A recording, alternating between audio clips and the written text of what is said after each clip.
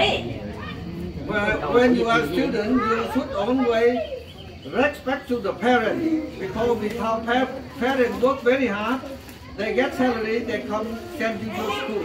When you go to school, come back also follow good advice from your parents.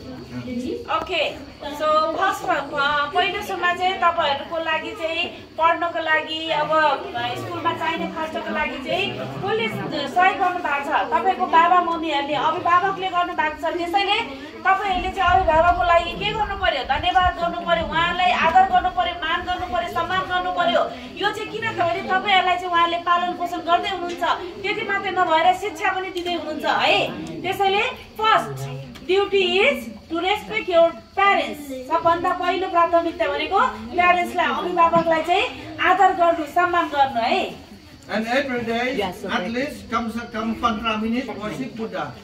Okay. प्रत्येक दिन 15 minute how many 15 minutes 15 minutes worship and pray to Gautam Buddha भगवान okay Buddha or God.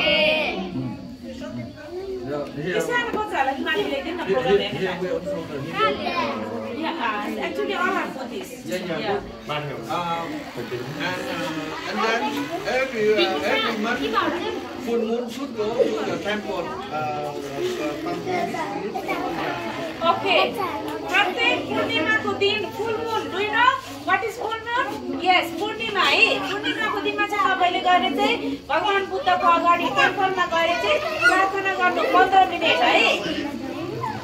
Today, our young people like you, so they have a little money with the help of the Munfuti, the manager of the Highview. Prepare this for you. आज चाहिँ हाम्रो हाइभ्यू hotel है जहाँ गुरुजी बस्नु हुनुहुन्छ त्यो हाइभ्यू होटलमा चाहिँ सानो भाइ बहिनीहरुले चाहिँ एउटा सानो गिफ्ट ल्याउनु भएको छ र सानो सहयोग पनि स्कुलको लागि गर्दै हुनुहुन्छ आजको कार्यक्रमको चाहिँ उद्देश्य यही हो है Okay, we are very soon. Then you ask the children to distribute.